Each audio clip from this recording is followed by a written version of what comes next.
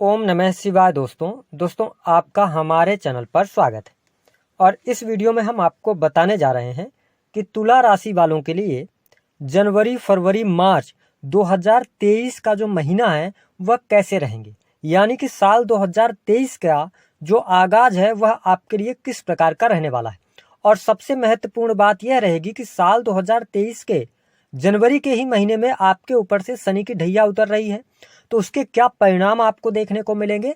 साथ ही इन 3 महीनों में किन क्षेत्रों में आपको विशेषकर लाभ प्राप्त होंगे, वही किन क्षेत्रों में आपको सावधानी बरतनी है, संपूर्ण विषय की जानकारी इस वीडियो में हम आपके साथ साझा करेंगे, इसलिए वीडियो को पूरा देखें।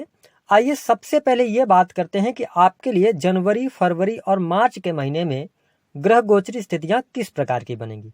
देखिए तुला राशि वालों, अगर हम बात करें तो आपके लग्न में केतु गोचर करेंगे, वही राहु की स्थिति आपकी राशि से सप्तम भाव में गोचर करेंगे राहु देव।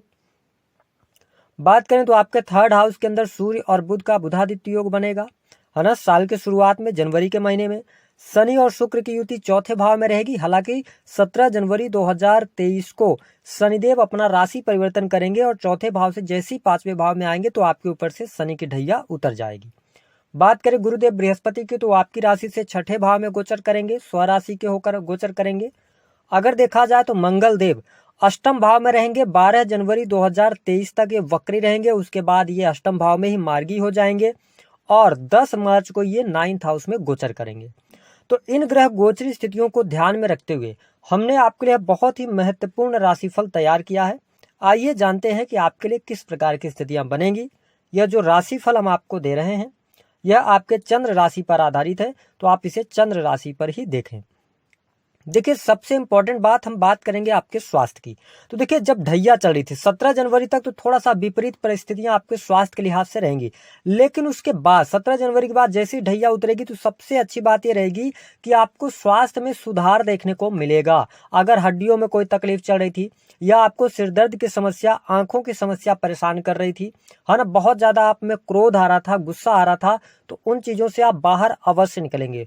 स्वास्थ्य में आपको बेटर चांसेस, अच्छे स्वास्थ्य की संभावना यहाँ पर बनती हैं। लेकिन ध्यान रखें कि गुरुदेव बृहस्पति जो हैं वो आपके 6ठे भाव में, तो आपको अपने खान पान पर नियंत्रण थोड़ा सा रखना होगा, क्योंकि गुरुदेव बृहस्पति जो है ना वो पेट से संबंधित समस्याएं भी देते हैं।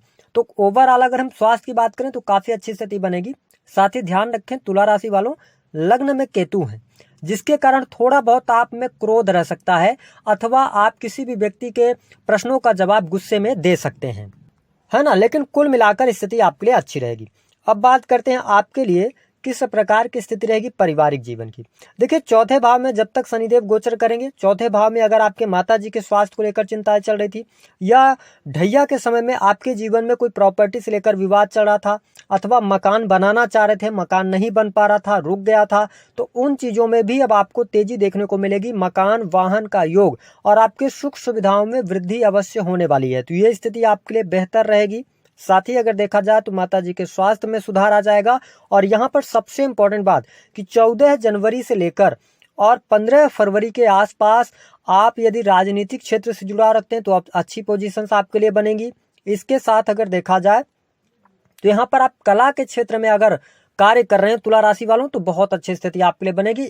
यह जो साल रहेगा जनवरी और फरवरी का महीना विशेष तौर पर आपको बड़ी उपलब्धि कला के क्षेत्र में देने वाला है, तो ये काफी अच्छी स्थिति रहेगी।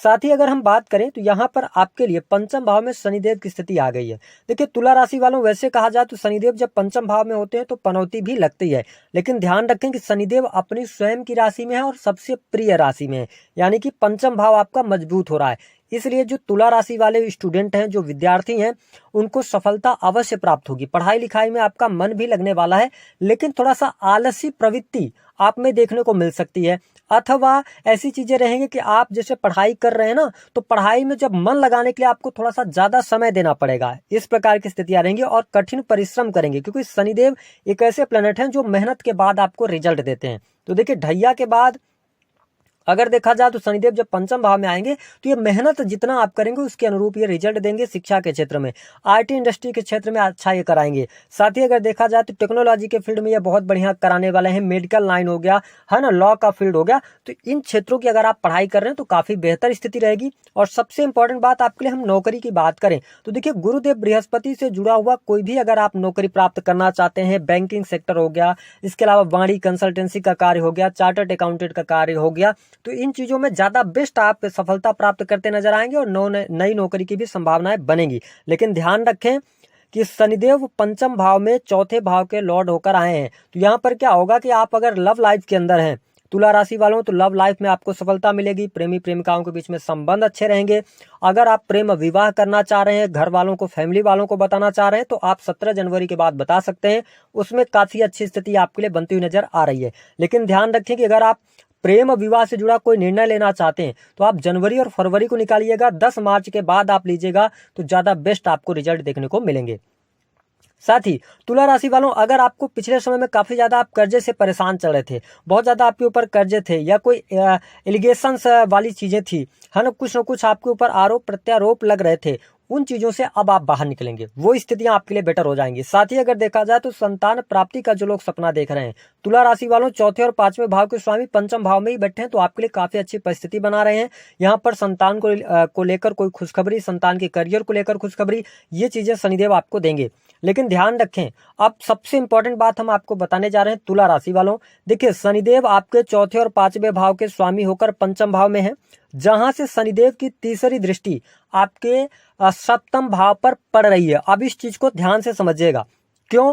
क्योंकि शनिदेव अपनी नीच राशि को देख रहे हैं, पहली बात तो ये हो गई। दूसरी स्थिति ये हो गई कि राहु देव ऑलरेडी सप्तम भाव के अंदर है, ऐसे में शनि की दृष्टि पड़ना नीच राशि में, यानी कि सप्तम भाव की स्थिति आपके लिए बहुत ज्यादा पावरफुल हो जाएगी। पावरफुल का कहने का ये मतलब नहीं है कि आपको बहुत पॉजिटिव रिजल्ट देगा, जब ये बहुत ज्यादा स्ट्रांग हो जाएगा, जिसके कारण निगेटिविटी होगी। अब ध्यान रखें कि यहाँ पर वैवाहिक जीवन में दिक्कतें 17 जनवरी 2023 के बाद अलगाव जैसी स्थितियां, वाद विवाद, लड़ाई झगड़े, ये स्थितियां बनेगी। लेकिन अगर देखा जाए तो इनसे बचाव करने के लिए आप अपने जिम्मेदारी के साथ में रहिएगा, जो तुला राशि वाले जातक अथवा जातिका हैं।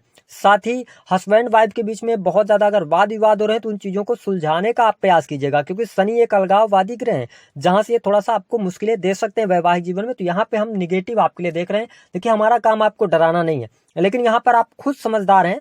राशि फल देखते हैं, मेष राशि में राहु है। अगर देखा जाए सप्तम भाव का स्वामी अष्टम भाव में आपका बैठा हुआ है मंगल, वो भी 10 मार्च तक रहेगा। तो जनवरी और फरवरी का महीना तो आपके लिए मुश्किल ही रहेगा, क्योंकि सप्तम भाव के स्वामी जो है अष्टम भाव में आ गए, और विशेष तौर पर ये वक्री भी है। हालांकि 12 जनवरी के बाद ये हो जाएंगे, लेकिन हम कुल मिलाकर अगर स्थितियों को देखें तो वैवाहिक जीवन के लिए समय अच्छा नहीं रहेगा, ध्यान देना होगा, है ना, इस चीज का ध्यान रखें आप। इसके अतिरिक्त आपके लिए हम बिजनेस की बात करें तो जनवरी फरवरी के महीने में आप कोई नया बिजनेस शुरू ना करें तो आपके लिए ज्यादा बेस्ट रहेगा, क्योंकि सप्तम भाव का जो लॉर्ड बनता है वो मंगल बनते हैं। मंगल देव जब 9th हाउस में जाए तब जाके आप 10 मार्च के बाद कोई नया बिजनेस शुरू करना चाहते हैं, बड़ा इन्वेस्टमेंट करना चाहते हैं, प्रॉपर्टी आप लेना चाहते हैं, तो बहुत सोच समझ कर आपको ये काम करने होंगे। थोड़ा सा बिजनेस में आपको स्ट्रगल यहाँ पर देखने को मिल सकता है, जो तुला राशि वाले जातक अथवा जातिका।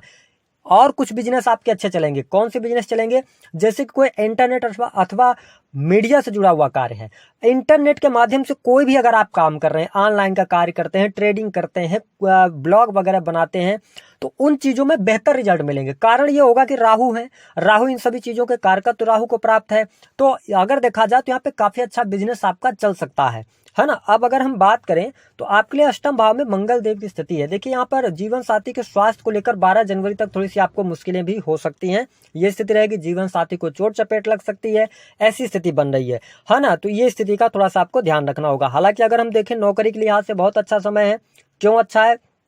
क्योंकि 17 जनवरी के बाद शनिदेव जैसी ट्रांजिट करेंगे ना, तो आपके 10th भाव से इनकी दृष्टि हट जाएगी, तो ये स्थिति बेहतर रहेगी। और साथ ही गुरुदेव बृहस्पति की दृष्टि भी वहां पर पड़ेगी, तो पंचम दृष्टि, तो ये स्थिति आपके लिए बहुत बेटर हो जाएगी। कैरियर में सफलता, कैरियर में ग्रोथ आपको मिलेगी, नई नौकरी की प्राप्ति। अगर आप प्राइवेट सेक्टर के अंदर काम कर रहे हैं तो पद प्रतिष्ठा की प्राप्ति, मान सम्मान की प्राप्ति, वरिष्ठ जनों का सहयोग मिलना, कैरियर वाइज बहुत अच्छा गुरुदेव बृहस्पति यहाँ पर आपके लिए स्थितियां बना देंगे। साथ ही मान सम्मान के लिए भी अच्छा रहेगा। इसके साथ में अगर हम देखें आपके लिए धन की स्थिति क्या रहेगी, देखिए तुला राशि वालों, अगर हम देखें तो शनिदेव की दृष्टि वहां पर पड़ रही है सप्तम भाव पर आपके, है ना। यहाँ पर अगर देखा जाए तो शनिदेव की दृष्टि पड़ रही है, जिसके कारण थोड़ा सा आपको जो आपके पैसे होंगे उधार नहीं देना है, पैसे फंस सकते हैं, इस चीज का आपको ध्यान रखना। हालांकि जो जातक अगर देखा जाए तो विदेश से जुड़ा कार्य करते हैं, विदेश भाव पे गुरुदेव बृहस्पति की दृष्टि पड़ रही है, तो ये स्थिति आपके लिए बेहतर रहेगी।